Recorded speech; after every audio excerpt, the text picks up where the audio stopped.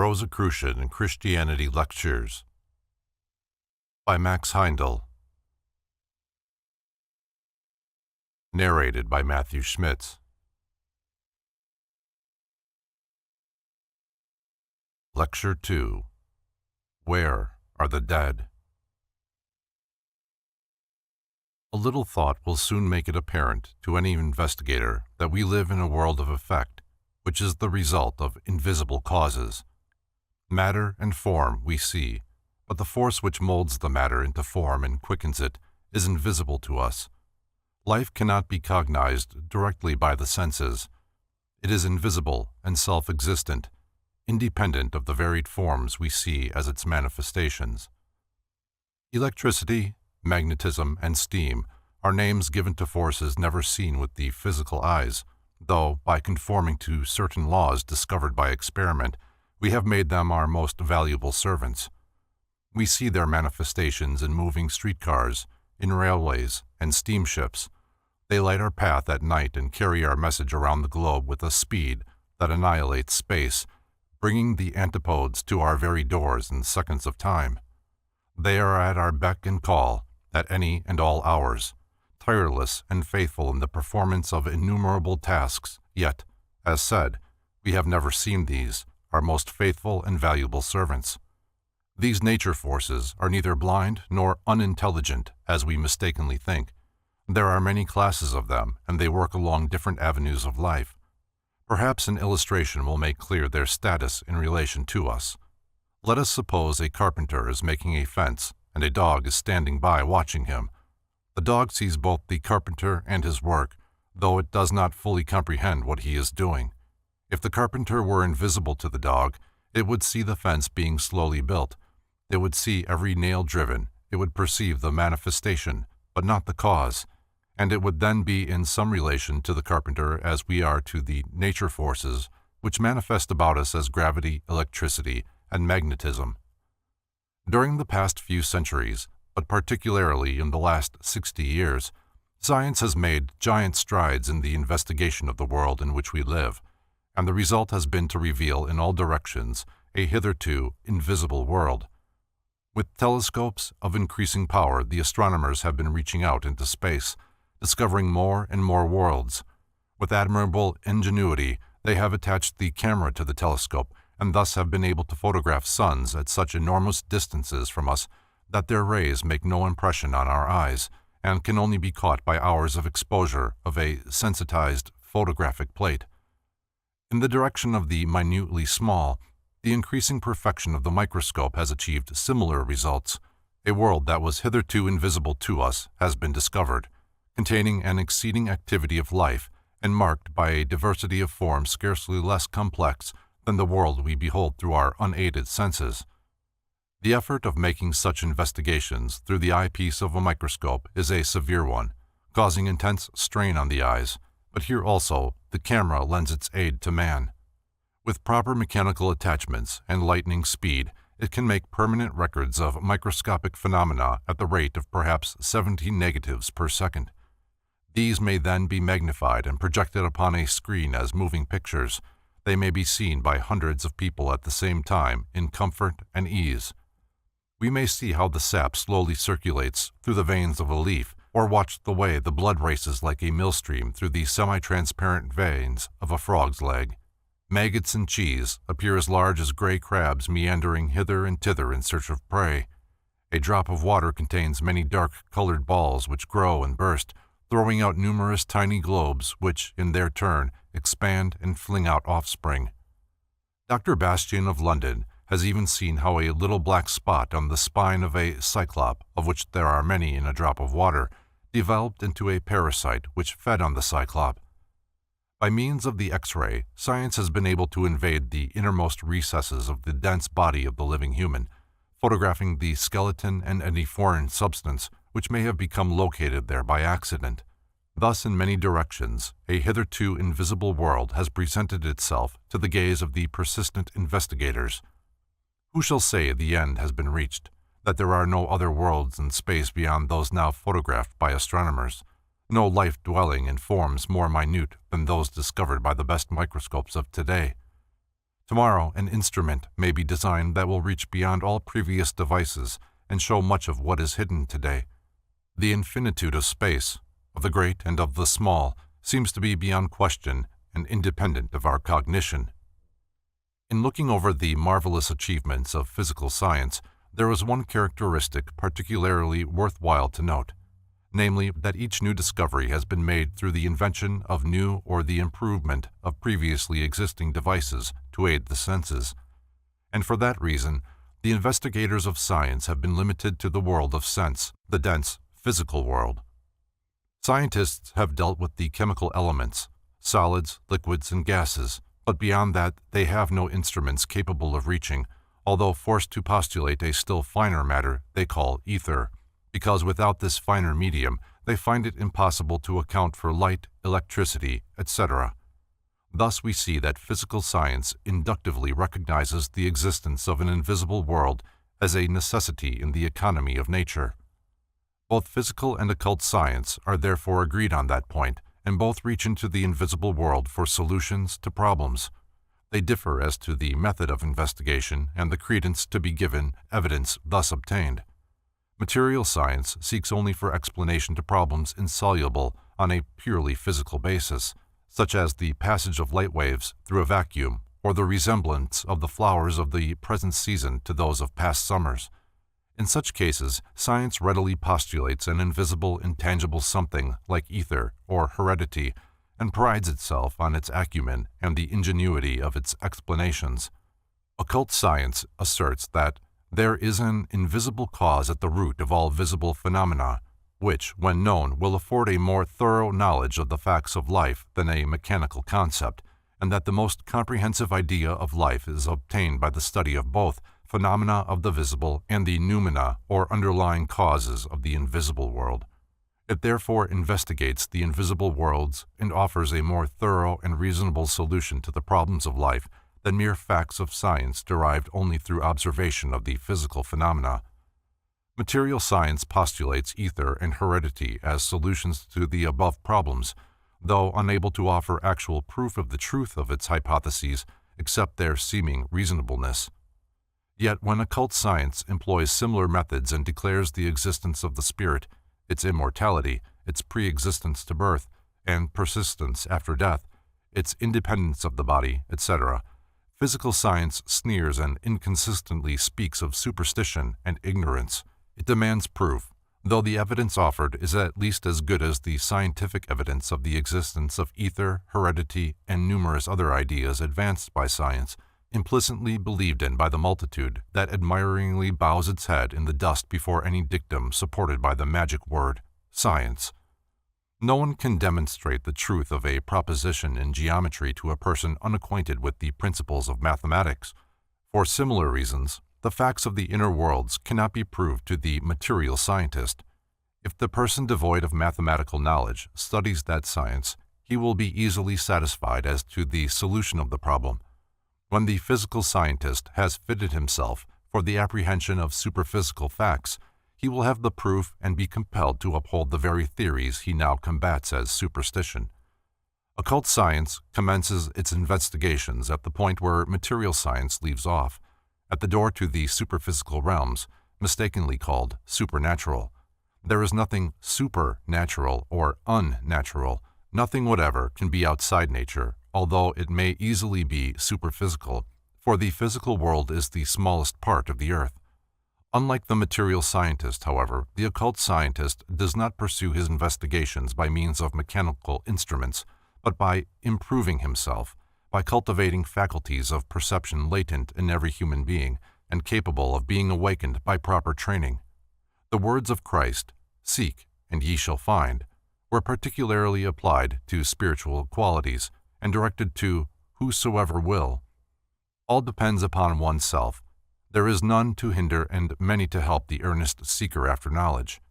The discussion of the means and ways are, however, outside the present topic, and must be left for elucidation in future essays, Numbers 3 and 11.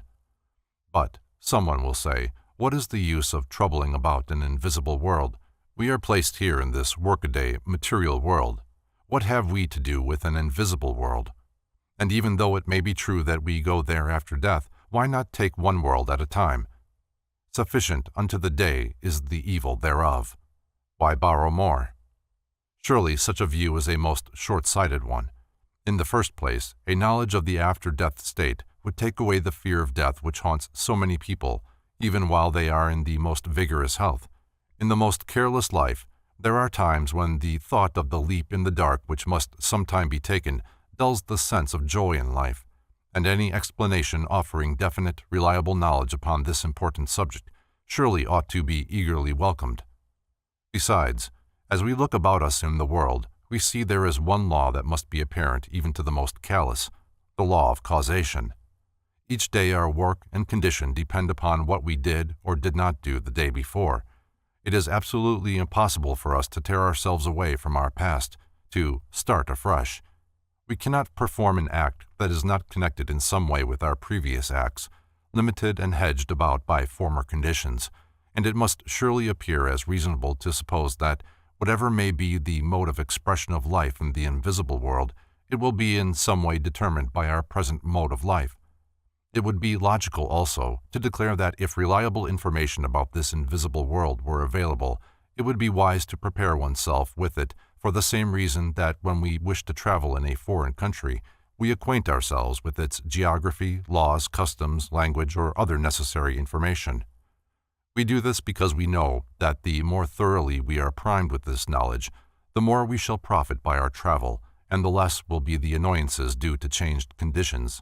The same must logically hold as regards the post-mortem state.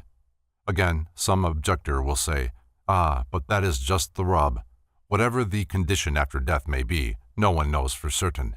Those who profess to know all differ from each other in their stories, many of which are unreasonable, impossible. In the first place, no man has a moral right to assert that no one knows, except he himself is omniscient and knows the extent of the knowledge of all who live, and it is the height of arrogance to attempt to judge the mental capacity of all others by the exceedingly narrow ideas which wiseacres who make such statements generally have.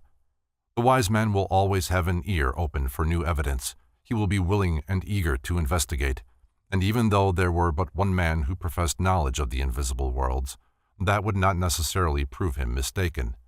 Did not Galileo stand alone in asserting his theory concerning the movement of the heavenly bodies, to which the whole Western world has since become converted?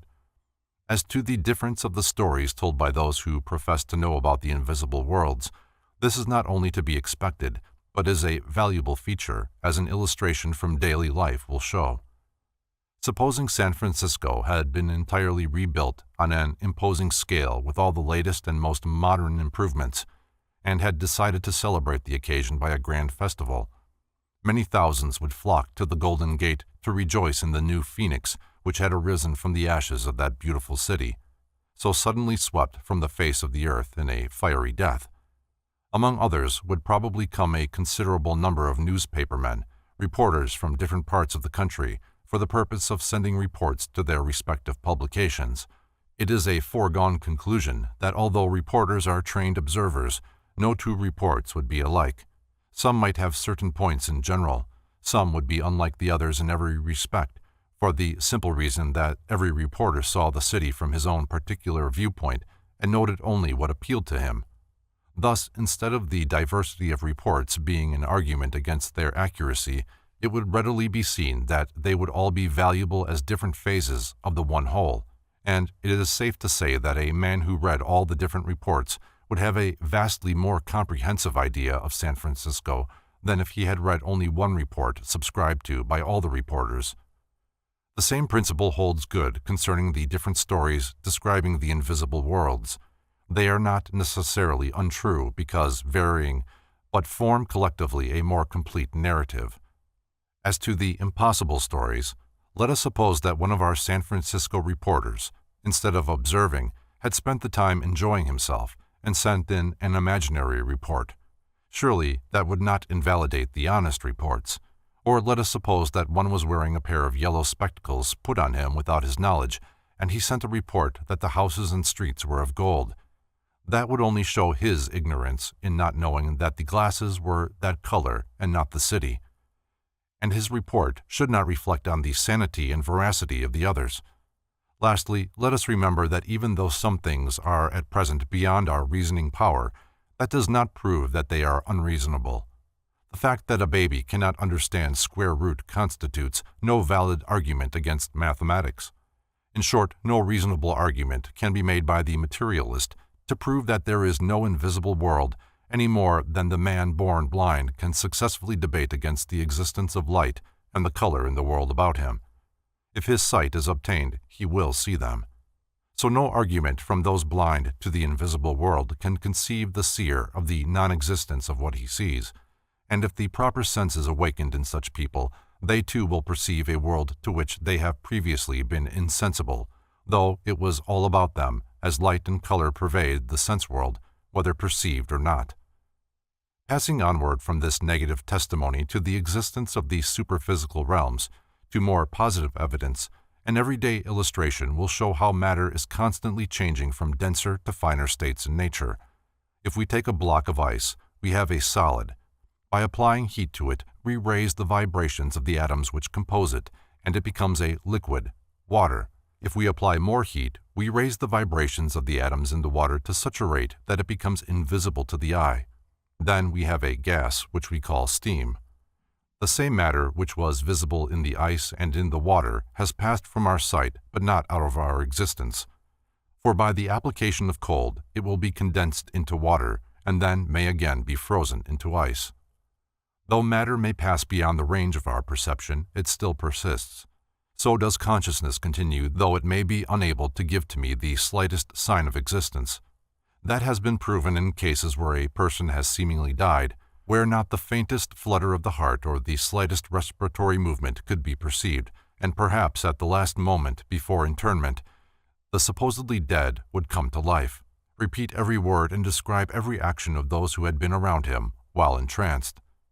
Therefore, when matter, which is indestructible, is known to exist in states invisible and intangible, and when consciousness is as alert or even keener when the dense body is entranced than in ordinary waking life, is it not reasonable to suppose that this consciousness may mold the matter invisible to us and function in it when excarnate, as it shapes during earth life the matter of this world, thus bringing into existence another world of form and consciousness as real to the excarnate spirit as this world is to the eyes dwelling in fleshly bodies?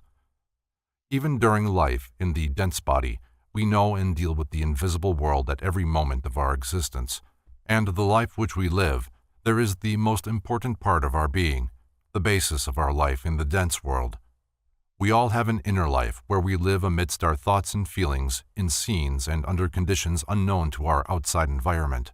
There the mind shapes our ideas into thought pictures, which we afterwards externalize.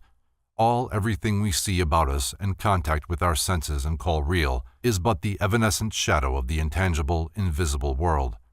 The visible world has consolidated from the invisible realms in essentially the same manner that the hard and flinty house of the snail has crystallized from the juices of its soft body. Moreover, as the house of the snail is inert and would remain motionless did not the snail move it about, so the bodies of plant, animal, and man are but inert emanations from the spirit which dwells in the invisible world, and except this indwelling life galvanizes the form into action, it is incapable of movement. These bodies are preserved only so long as they serve the purpose of the spirit. When that leaves, there is nothing to hold the form together, so it decays.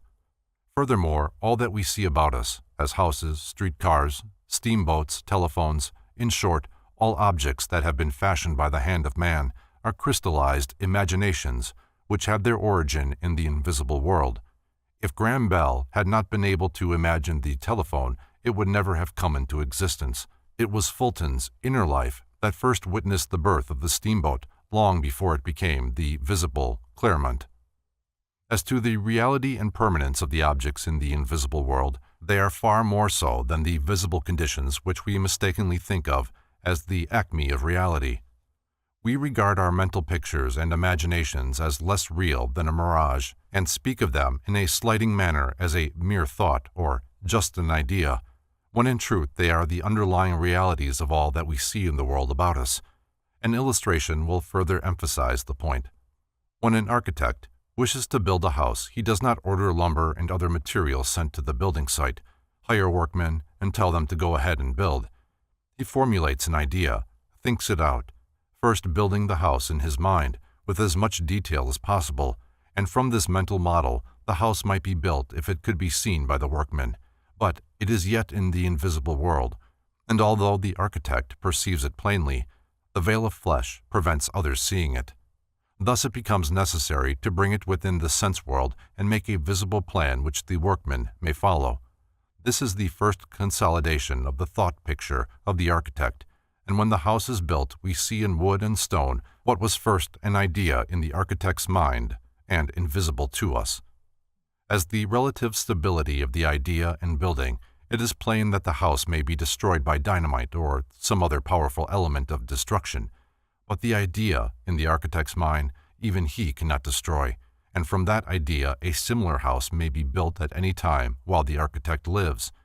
Even after his death, the idea may be found in the memory of nature, of which more will be explained in the next essay, by anyone qualified for this research.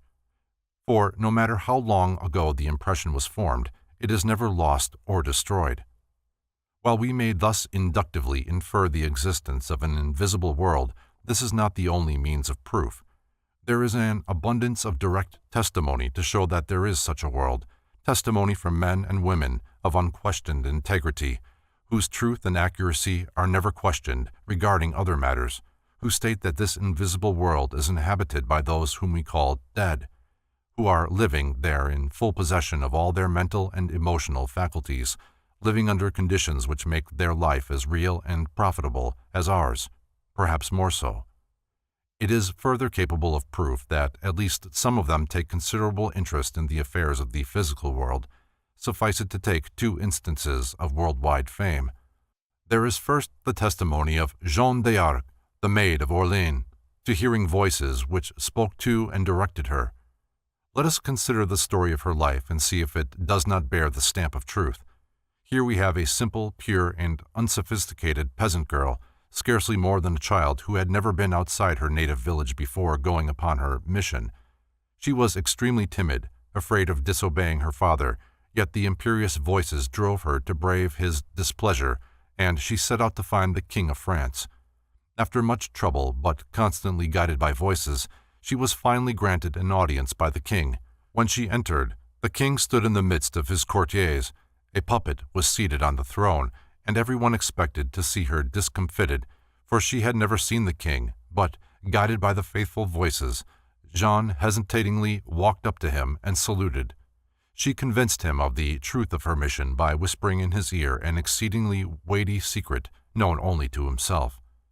In consequence of this proof, the command of the French army was taken out of the hands of the experienced generals who had been defeated by the English at every turn, and placed in the hands of this child who knew nothing of warcraft herself, yet, taught by her invisible prompters, led the French troops to victory. Her knowledge of military tactics was constant wonder of her associates, and in itself a proof of the guidance she claimed. Next we see her imprisoned, subjected for years to threats of cajolery, as the mood of her cruel persecutors prompted, to induce her to acknowledge that there had been no voices. But the records of the proceedings of her different trials show in her answers a singleness of mind, an innocence and a straightforwardness unequaled in the annals of history, which confounded her judges at every turn. Not even death at the stake could make her abjure the truth as she knew it, and to this day her testimony to the guiding voices from the invisible worlds stands unshaken, sealed with her life-blood. This martyr to truth has lately been canonized a saint by the Church, which slew her. Ah, but, someone may say, while she was no doubt honest, she was but a simple peasant girl unaware that she was suffering from hallucinations, strange hallucinations which enabled her to unhesitatingly pick out the king she had never seen and tell him a secret unknown to any other person, to accurately describe battles while they were being fought many miles away, as afterwards verified by participants. But let us pass on to our second witness, who is by no means of the simple-minded. In that respect, Socrates is an absolute contrast to Jeanne d'Arc, for his was the keenest intellect, the greatest mind we know, unexcelled to the present day.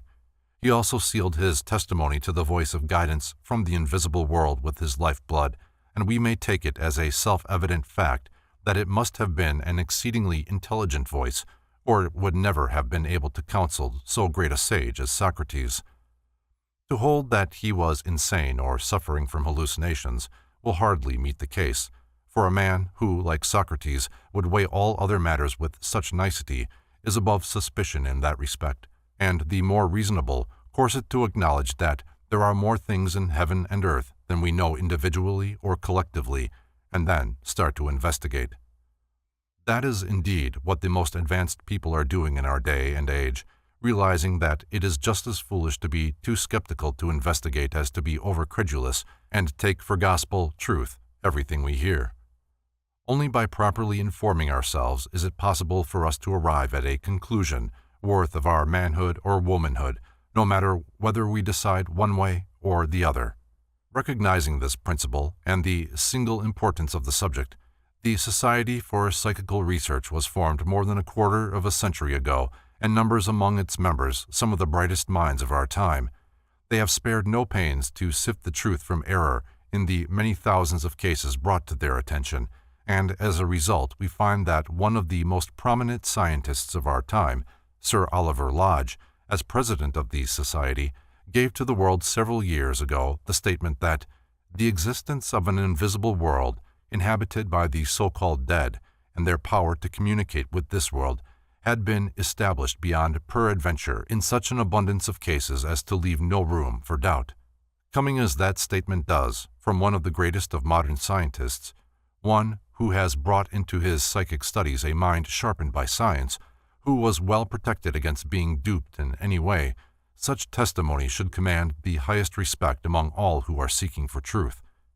Having thus submitted inductive, deductive, and direct evidence, we may add that the existence of another world, intangible to the five senses, but readily investigated by means of a sixth sense, is a fact in nature, whether we recognize it or not, as light and color exist around blind and seeing alike. It is the blind man's loss that he cannot see the light and color all about him.